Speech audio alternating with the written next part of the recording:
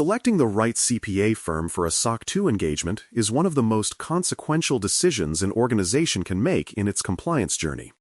The firm you choose will not only test your controls, but also represent your organization's integrity to customers, regulators, and partners. An experienced and truly independent auditor enhances credibility and reduces rework. A poorly matched or conflicted one can erode trust and prolong the process. The goal is to align the firm's experience, independence, and methodology with your system's maturity and complexity. When done properly, firm selection ensures that testing is efficient, impartial, and defensible, laying the groundwork for a clean, respected SOC 2 report while safeguarding against conflicts of interest or credibility risks down the road. Independence, in this context, means freedom from mutual or conflicting interests. The audit firm must not have any financial or managerial relationship with the organization that could impair impartiality. Independence also prohibits the auditor from designing, implementing, or operating your internal controls, the same controls they are supposed to assess. They cannot serve in any management decision-making capacity, provide ongoing operational services, or assume responsibilities that belong to your team. The AICPA's Code of Professional Conduct codifies this principle, reminding auditors that their credibility relies on appearing and being independent in fact and appearance. Organizations, in turn, bear responsibility for respecting those boundaries and maintaining a governance structure that reinforces impartial oversight. Recognizing conflict of interest scenarios is essential. The most common breach of independence occurs when the same firm performs both readiness consulting and the subsequent attestation.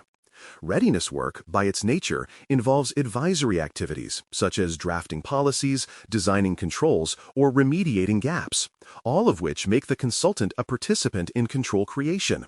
If that same firm later audits those controls, independence is compromised because the firm would be evaluating its own work. Other conflicts include financial interests, ownership stakes, joint ventures, or shared profit arrangements between auditor and client. Even subtle overlaps, such as advisory projects and related risk domains or software implementation services, can erode objectivity. Independence isn't just a rule, it's a mindset that preserves the credibility of every opinion issued under the auditor's seal. Maintaining a clear separation between readiness and attestation is a best practice that protects both sides. A readiness consultant's role is to assess gaps, assist with documentation, and guide remediation. Management's role is to own and implement those changes. Once controls are established and evidence produced, an independent CPA firm conducts testing without involvement in design or operation. Contracts should state explicitly that readiness services conclude before the attestation begins, and that no individual from the readiness engagement participates in the audit. This delineation ensures that both consulting and attestation teams can perform their roles without ethical conflicts, delivering confidence in the final report's impartiality. Before signing an engagement letter, apply a firm qualification checklist to confirm competency and credibility. Verify that the firm holds a valid AICPA license and attestation credentials, not just general CPA status. Ask about experience with systems similar to yours, particularly cloud-native, SaaS, or regulated environments like healthcare or fintech. Request references from comparable organizations and inquire about auditor turnover rates, as continuity improves efficiency year over year. Examine whether the firm uses modern audit automation and evidence portals or relies on manual spreadsheets. A qualified firm demonstrates not only technical skill, but also operational maturity, adapting its methodology to your technological landscape. Transparency in methodology is a hallmark of a professional CPA engagement. The firm should describe its sampling and testing approach during initial discussions, clarifying how populations are defined and how evidence will be collected. Ask which audit tools they use, whether automation or APIs can support data exchange, and how they maintain chain of custody for evidence. Establish expectations for communication cadence, weekly status calls, progress reports, and issue tracking. The firm should also specify preferred evidence formats, naming conventions, and delivery methods so that your compliance team can prepare efficiently. Clear methodology up front prevents misunderstandings later, reducing scope drift and rework during fieldwork. The engagement scoping meeting formalizes alignment between auditor and client. This kickoff discussion defines system boundaries, trust services categories, and report type, Type I for design, Type 2 for operating effectiveness. Both parties agree on the timeline, key milestones, and dependencies, such as readiness completion or remediation deadlines.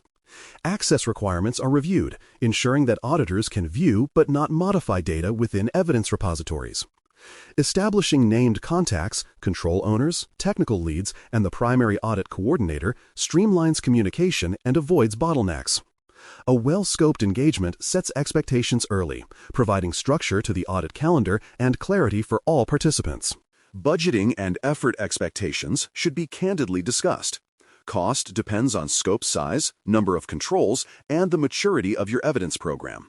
Firms may offer hourly billing or fixed fee arrangements. Each has advantages. Hourly models provide flexibility, but can escalate if evidence is incomplete, while fixed fees encourage predictability, but assume scope stability. Clarify whether the contract includes additional costs for retests or extended fieldwork, and build in contingencies for readiness adjustments or staff absences. Transparent budgeting prevents surprises and keeps financial governance aligned with audit milestones. Fieldwork planning is where preparation meets execution. Align the auditor's schedule with your system freeze periods to avoid disruptions during production releases. Pre-stage populations, sampling files, and evidence so auditors can begin testing immediately upon arrival. Communicate control owner availability in advance and ensure backups exist for critical roles. Track progress against milestones and adjust quickly when delays arise. Effective fieldwork coordination demonstrates audit maturity. It signals that the organization respects both its own resources and the auditor's time, fostering a professional, efficient partnership. Independence verification should never be assumed. It must be documented. The auditor should provide a written independence statement before engagement begins, disclosing any relationships, prior services, or potential conflicts. Review this statement annually or prior to renewal, ensuring no new relationships compromise objectivity. Maintain a record of these attestations within your compliance repository. They serve as formal proof that independence has been evaluated and preserved. If potential conflicts arise mid-engagement, escalate concerns immediately to your internal audit committee or executive leadership. Transparency protects both the organization and the auditor's professional standing. Finally, establish structured communication protocols. Designate a single point of contact within your organization to coordinate evidence submissions and responses, reducing confusion and duplicated effort. Schedule recurring status meetings to review progress and address open requests. Use an issue tracker to log auditor questions and your responses, maintaining visibility across both teams. For data transfer, use encrypted portals or secure file sharing systems approved by both parties. Efficient, well-documented communication not only smooths the audit process, but also becomes part of your evidence trail, demonstrating disciplined governance and professional collaboration. For more cyber-related content and books, please check out cyberauthor.me. Also, there are other prepcasts on cybersecurity and more at baremetalcyber.com. Quality control within the audit firm is the unseen layer of assurance behind every SOC 2 report. Before an opinion is issued, most reputable firms require an internal partner or peer reviewer, someone uninvolved in the fieldwork, to evaluate the report for accuracy, completeness, and adherence to CPA criteria. This second review confirms that conclusions are supported by sufficient evidence and that professional skepticism was properly exercised. Firms participating in the CPA's peer review program must undergo external quality checks every 3 years, verifying that their attestation processes meet national standards. As a client, you are entitled to ask for evidence of the firm's peer review participation and results. When a firm welcomes such scrutiny, it signals confidence in its professionalism and transparency, qualities that should weigh heavily in your selection decision. Bridge engagements and renewals preserve continuity between audit periods. When your SOC2 Type 2 period ends, but the next cycle has not yet concluded, a bridge letter can assure customers of interim coverage. Your CPA firm should manage this process by summarizing testing results through the last completed period, confirming no material changes in controls, and committing to a new audit schedule. Maintaining consistent testing scope over multiple years ensures comparability, while periodic reviews of findings reveal trend continuity, whether recurring issues have been resolved or persist. Strong firms help you plan multi-year audit roadmaps, smoothing transitions and keeping your assurance narrative stable in the eyes of stakeholders. Remediation coordination reflects the partnership aspect of a professional audit relationship. When findings arise, control exceptions, documentation gaps, or testing errors, the auditor should categorize their severity and document them clearly. Management then develops corrective action plans, assigning ownership and deadlines. The CPA firm's independence means they cannot design or implement fixes, but they can confirm completion through retesting once remediation evidence is available. Retaining closure documentation, screenshots, tickets, updated policies within your evidence repository ensures a permanent record of improvement. This feedback loop demonstrates to future auditors that the organization treats findings as catalysts for enhancement rather than as transactional obstacles. The reporting and draft review phase demands precision. Once testing concludes, the auditor prepares a draft report outlining the opinion, scope, system description, and any noted exceptions. Management must review this draft carefully, checking factual accuracy, verifying that system boundaries match reality, and ensuring that all commitments, criteria, and dates are correct. Pay special attention to wording. While auditors maintain final say over opinion language, you should confirm that no confidential details are unnecessarily disclosed. A management sign-off before publication is standard practice, certifying agreement that the report accurately represents both control operation and the organization's understanding of the system. Distribution and confidentiality management complete the attestation lifecycle. SOC reports contain sensitive system information and are restricted use documents intended for customers, regulators, and other authorized recipients under NDA.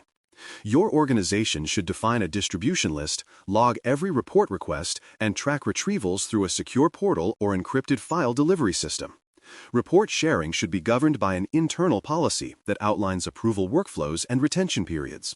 Each distributed copy must include disclaimers clarifying scope and limitations to prevent misuse or misinterpretation. By controlling distribution tightly, you uphold confidentiality obligations while demonstrating to auditors and clients that trust is safeguarded even after the report is issued. Audit firm relationship management is a long-term investment, not a one-time transaction. Maintaining a multi-year engagement plan allows both parties to build efficiency and institutional knowledge. Conduct periodic satisfaction reviews after each cycle to discuss responsiveness, communication quality, and improvement opportunities on both sides. Refresh independence confirmations annually, ensuring the relationship remains ethically sound. If concerns arise about objectivity or service quality, use formal governance channels, such as an audit committee review, to address them transparently. A mature partnership thrives on professionalism and candor, blending consistency with oversight to preserve the credibility of each new opinion. Metrics and key risk indicators can quantify the health of your audit relationship. Track time from kickoff to opinion issuance as a measure of readiness and coordination efficiency. Count the number of open items remaining at fieldwork to gauge evidence maturity. Measure remediation closure rates between cycles to show progress in control strength. Collect feedback from auditors on evidence organization and responsiveness, translating qualitative impressions into improvement metrics. When performance indicators trend positively, you not only streamline future audits, but also demonstrate to leadership that assurance management is governed by data-driven maturity, not anecdote. Common pitfalls in auditor engagement often arise from blurred boundaries or weak communication. Engaging a readiness partner who also serves as the attestation auditor compromises independence and may invalidate the report. Poor communication during fieldwork leads to confusion, redundant requests, and missed deadlines. Misaligned expectations around sampling depth or control evidence formats can create tension late in the process. The solution lies in planning, governance, and transparency. Establish clear scoping documentation, maintain open channels for issue escalation, and hold weekly coordination meetings. Clarify sampling criteria and evidence formats before testing begins. By approaching the audit as a structured collaboration rather than a reactive checklist, you eliminate the frictions that undermine confidence. Audit maturity progresses through 3 recognizable stages. Early-stage organizations select auditors opportunistically, based on price or convenience, with little formal evaluation. As experience grows, selection becomes structured. Firms are compared using qualification criteria, independence checks, and performance metrics. Mature organizations integrate auditor management into vendor governance, maintaining scorecards, multi-year contracts, and periodic performance reviews. At the highest level, the company proactively manages auditor independence risks, tracking them as part of enterprise risk management. In this state, the assurance relationship operates with the same rigor as any critical supplier, aligned to strategy and transparency. From a cross-framework perspective, auditor independence is not unique to SOC 2. ISO 27001 certification bodies, PCI DSS qualified security assessors, and HIPAA auditors all operate under similar impartiality requirements. The lessons from SOC 2, clear separation of readiness and testing, transparent communication, and independence verification apply broadly to any assurance program. Integrating auditor governance into your enterprise risk management model ensures consistency across all external assessments.